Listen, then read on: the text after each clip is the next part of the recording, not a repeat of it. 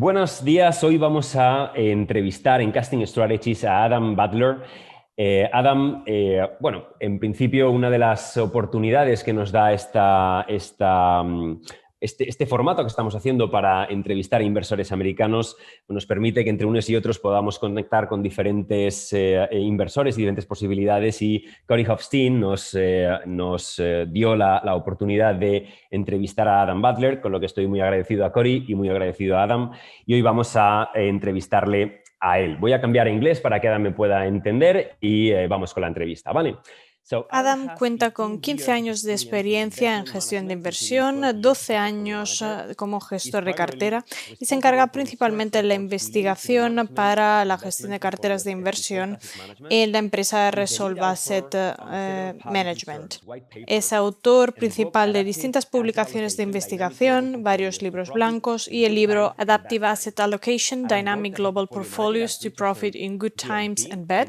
Adam trabajó como gestor de cartera en Richardson GMP y Macquarie Private Wealth y como asesor de inversión en BMO Nesbitt Burns. A continuación, Adam, con sus socios Mike y Rodrigo, siguió desarrollando su metodología de inversión cuantitativa recurriendo al aprendizaje automático. ¿Qué tal, Adam? Sí, todo genial. Os hablo desde las Islas Caimán, donde no hemos tenido ningún contagio de COVID durante meses tras la cuarentena, así que muy agradecido por la buena gestión por parte del gobierno local. Así que esperemos que las cosas sigan bajo control hasta que se distribuya la vacuna a principios o a mediados del año que viene. Tiempos muy interesantes, un poco como dice la maldición china. Sí, por supuesto. Creo que todos aquí estamos esperando volver un poco a la normalidad. Esperemos que sí.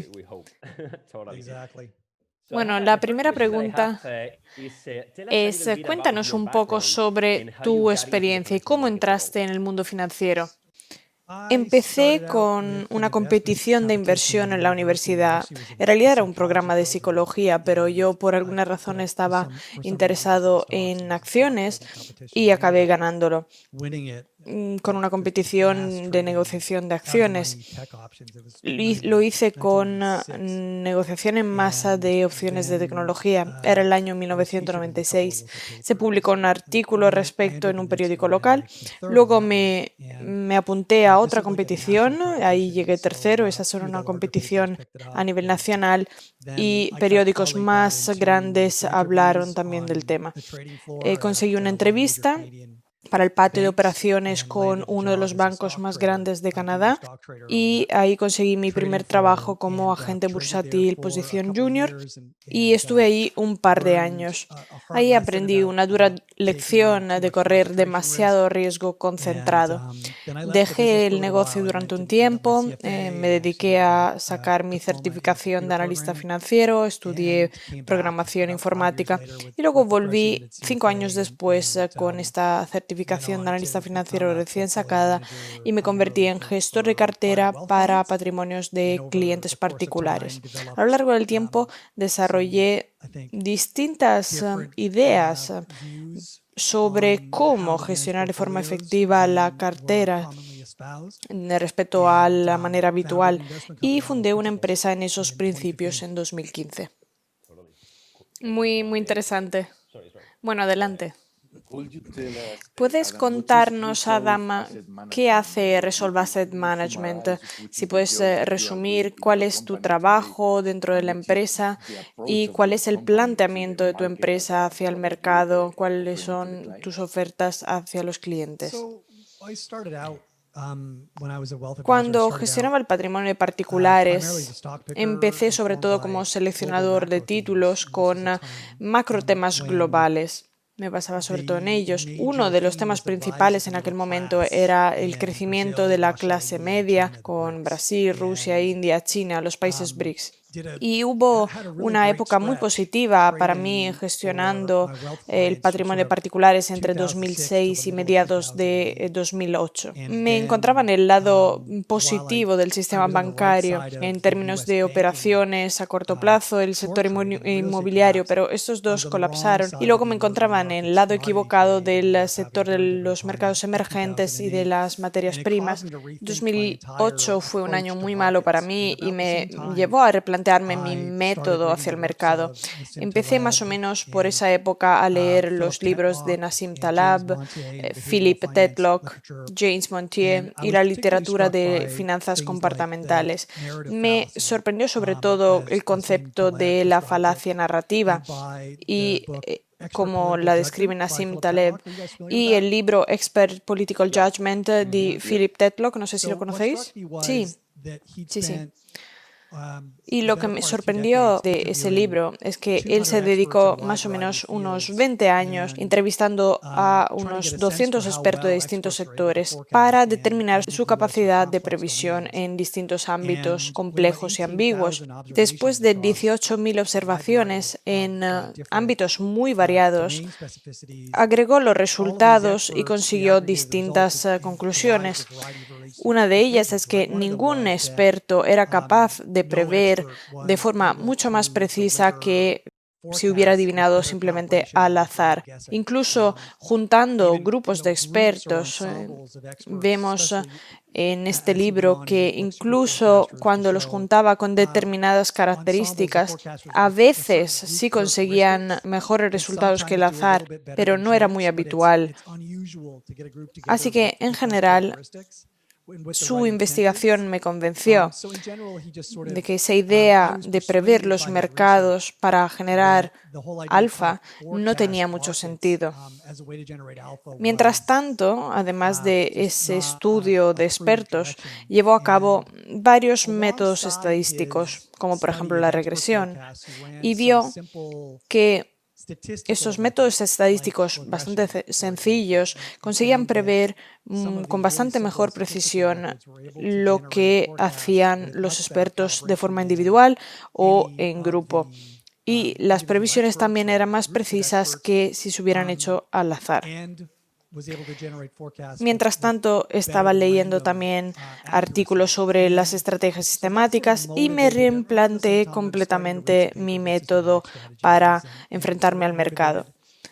Entonces, Resolve Asset Management, mi empresa, es un poco el resultado de todo esa exploración, de esa convicción de que deberíamos adoptar estrategias sistemáticas con métodos estadísticos y modelos fundamentales sencillos para la fijación de precios de activo, para una asignación de activos global informada. Siguió un estudio, una exploración de varios años sobre cómo gestionar, sobre cómo diversificar las carteras en universos distintos de activos. Y vimos que esas carteras tenían que estar además a prueba de los distintos regímenes económicos o los shocks, por ejemplo, de crecimiento de la inflación. Eso llevó a la creación de una cartera principal según la paridad de riesgo global. Asimismo, estábamos evaluando distintas estrategias factoriales sistemáticas. Al principio eran sobre todo seguimiento de tendencias. Luego, con el tiempo, las estrategias eran influenciadas, por ejemplo, por criterios como gastos de mantenimiento, estacionalidad, mayor distribución de la rentabilidad, cosa por el estilo. Pero todas se basaban en esa idea de que teníamos que optimizar la diversidad, la diversificación y adoptar un planteamiento sistemático para resolver los problemas. Eso es lo que hace hoy en día Resolve Asset Management. Me parece muy interesante porque a nosotros también nos gusta mucho este método cuantitativo. De hecho, mi siguiente pregunta es sobre tu recorrido a la hora de integrar el aprendizaje automático en tu método. ¿Cuándo cambiaste de idea? Porque nosotros, ya te digo que estamos encantados con la plataforma de inteligencia artificial. De hecho, compramos una empresa privada de inteligencia artificial en Austin, en Texas, de Estados Unidos, y queremos por eso profundizar profundizar un poco sobre el tema. ¿Dónde fue el momento que cambiaste de idea? Cuando empezamos, la mayoría de nuestros métodos sistemáticos venían de la bibliografía académica. Existe un gran recorrido de literatura en finanzas empíricas que va más allá de la prima de tendencias y de la prima, por ejemplo, de los gastos de mantenimiento. Hay también publicaciones más complejas. También nosotros encontramos y creamos publicaciones con nuestro laboratorio de investigación y vimos que hay mucha estacionalidad, muchos picos de distribución de rentabilidad para las previsiones. Pero utilizamos estas publicaciones con más o menos las mismas especificaciones generales. Hicimos algo de optimización de la cartera y añadíamos algo de métodos, pero se trata de técnicas principalmente que venían de la literatura. Con el tiempo vimos que la rentabilidad de los grandes fondos y los factores subyacentes dentro de los mismos preveían estrategias factoriales académicas con revisión interpares muy usadas, pero que esas estaban, digamos, teniendo un declive a nivel acelerado incluso. Publicamos un artículo de tipo matemático hace unos meses que llamamos el mundo postfactorial de ese concepto, donde describíamos las estrategias factoriales con las mismas dimensiones típicas de una curva de adopción de la tecnología. Antes de las publicaciones sobre esas anomalías, las anomalías eran fuertes, porque la clase de inversores que se oponían a los títulos con determinadas características o con preferencias no optimizadas llevaban a una fijación anómala de los precios para clases de determinados títulos. Imaginaos, por ejemplo, que tenéis 1.000 millones de dólares de activos de inversores que quieren evitar esos títulos con tendencias negativas de las ganancias en los últimos 3 años. Ellos quieren vender esos títulos a una tasa desproporcionada, lo que causa un precio inferior al del mercado. Y luego hay otros inversores que quieren comprar esos mismos títulos porque están baratos, están buscando acciones de tipo de valor. Los otros no quieren poseer esos títulos, eso lleva a un precio fijado erróneamente, lo cual se traduce en una expectativa de ganar una prima superior para los otros inversores. Manteniendo las cifras simples, si seguimos hablando de 1.000 millones de dólares de activos de los inversores que quieren evitar esos títulos, luego se publica un artículo justo sobre esa oportunidad, entonces ya hay otros inversores también que invierten 1.000 millones de dólares, que invierten capital para aprovechar ese arbitraje, para aprovechar esa oportunidad. Si hay inversores con 1.000 millones de dólares que venden y 1.000 millones de dólares de los que compran, te esperas que la prima vaya a ser 0. Pero si en cambio ahora los que compran tienen 2.000 millones de dólares, te esperarías una fijación al alza con una rentabilidad de la prima negativa, ¿no? Por lo tanto, existe ese concepto de que, vale, sí, las primas están ahí, pero las publicaciones cambian la naturaleza de las primas porque informan a potenciales arbitrajistas de esas oportunidades. Ellos invierten ahí y por lo tanto, primer punto, la prima se elimina y segundo punto, hay demasiados inversores que se centran en esa inversión y la prima cambia de tendencia. De hecho, si examinas el rendimiento de grandes fondos factoriales de los últimos 3-5 años, vemos que pasa eso, exactamente cuando inviertes la tendencia de las primas. Por ejemplo, vemos las mayores primas del patrón oro desde 2018 con ratios Sharpe negativos, menos 1,5, con una recta que va bajando. Cuando vimos esto hace 1 año y medio, intentamos encontrar formas para detectar anomalías sistemáticas que no estuvieran detectadas por parte de la literatura ya publicada. Entonces, eso nos llevó a centrarnos en el aprendizaje estadístico, buscando relaciones complejas en vez de relaciones lineares en los datos. Además, apostar por relaciones específicas de mercados concretos en vez de buscar relaciones comunes en intersecciones de mercados. Es decir, que queríamos evitar negocios, oportunidades muy frecuentes entre los inversores y apostar más bien por oportunidades estables y significativas a nivel económico que no estuvieran identificadas por el mundo académico. Bueno, me gusta muchísimo lo que comentas porque es un concepto que no se suele escuchar, el impacto de la literatura en el mercado, el impacto que tiene la investigación, todas las publicaciones en cómo va el mercado, ¿no? En el rendimiento del mercado. Es parecido un poco a las finanzas comportamentales, pero esa relación del mercado y la literatura me gusta, me gusta. En el marco de esta realidad de mercado, ¿cómo utilizas el aprendizaje automático dentro del mercado? Es decir, ¿lo utilizas para generar alfa o más bien recurres al aprendizaje automático para diversificar tu cartera? Bueno, es una buena pregunta porque se puede aplicar en distintos ámbitos. Nuestro método en concreto nos ofrece un rendimiento previsto condicional, es decir, tenemos unas características, unos valores X, cuál es el rendimiento en determinadas condiciones, ¿no? Pero al fin y al cabo la volatilidad es la media prevista del cuadrado de los rendimientos, con lo cual es algo que podemos utilizar para determinar la volatilidad de forma condicional. Por ejemplo, tenemos un valor histórico de la volatilidad y tenemos unos valores implícitos de volatilidad de un mes, 3 meses, 6 meses. Entonces, podemos utilizar esos 4 valores para prever la volatilidad de un título a lo largo de una semana, un mes o un día, por ejemplo. Por supuesto, podemos prever el rendimiento, la volatilidad.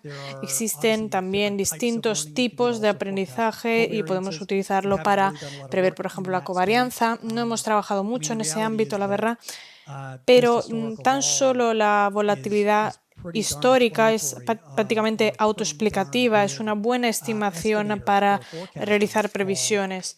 Así que muchos otros valores vienen un poco después, ¿no? Lo mismo para la correlación.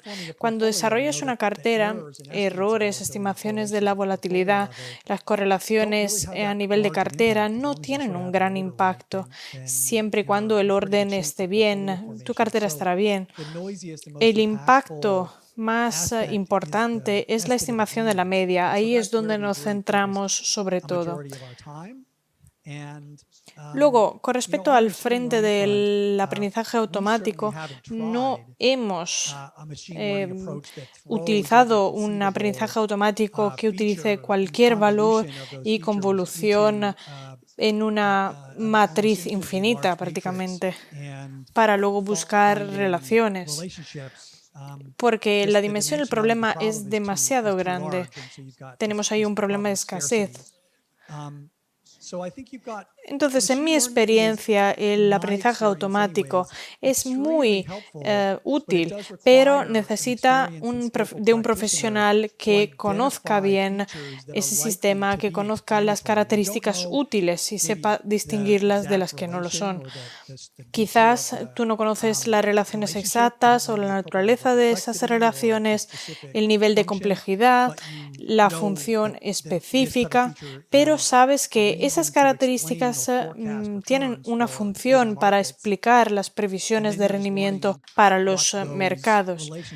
Así aprendes cómo son esas relaciones. Por lo tanto, tienes esta gestión de características, este nivel de convolución, cómo transformar esas características de forma útil. Luego tienes ese proceso de aprendizaje estadístico, aprendes las relaciones y al final necesitas ver, ahora que tienes todas esas características relacionadas, recomendaciones para esos mercados, tienes que ver cuál es la más eficaz en general del muestreo.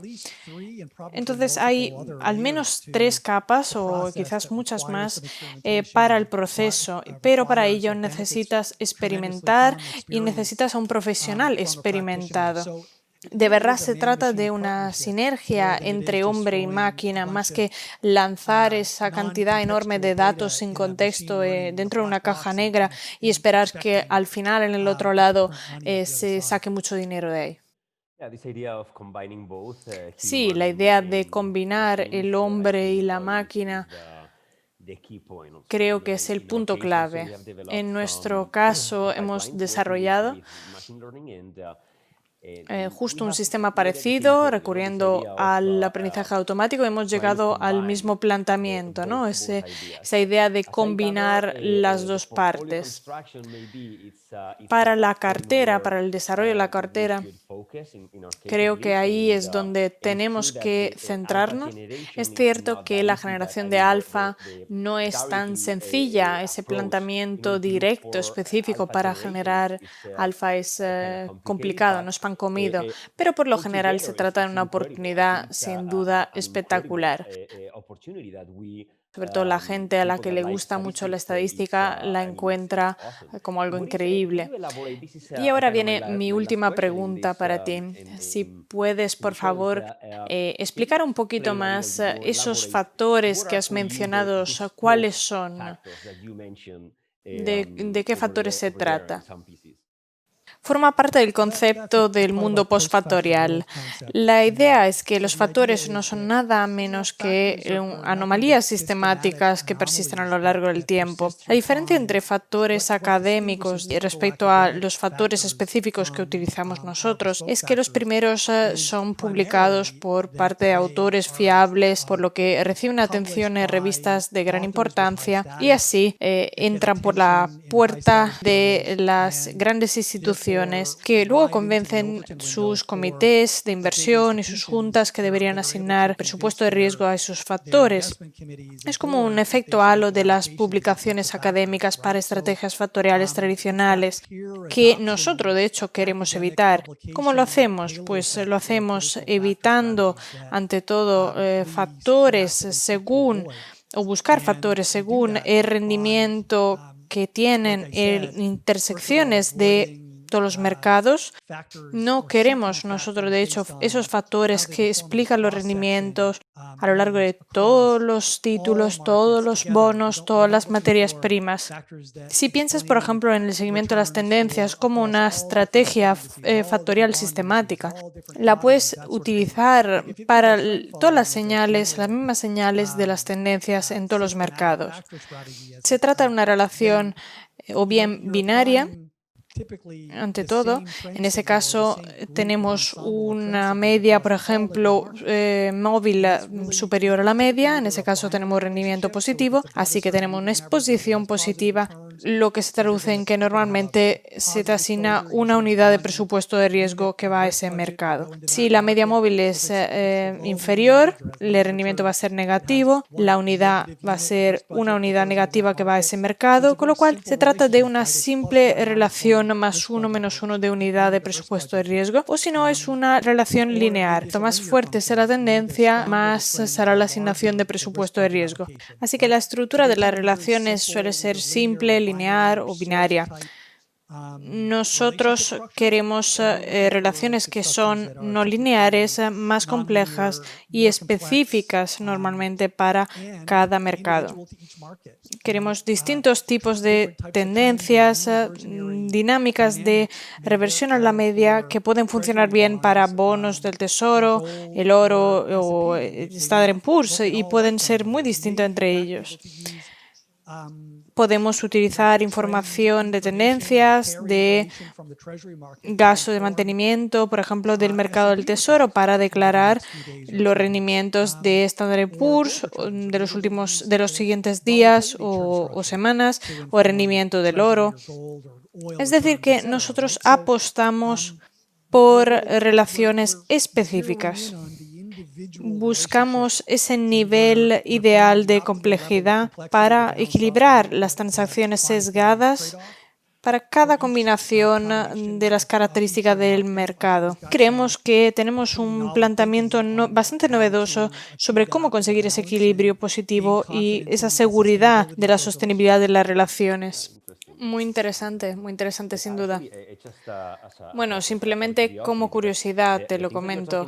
La idea que planteas del seguimiento de tendencias, la idea del momentum, ¿esos son los ámbitos donde tú te centras más en tu trabajo en vez de, por ejemplo, el valor o cosa por el estilo? Bueno, buena pregunta. No lo hemos comentado antes, pero nosotros gestionamos sobre todo futures con cuentas gestionadas separadas, también estrategias de ETF, pero sobre todo usamos esas estrategias más elaboradas con futures.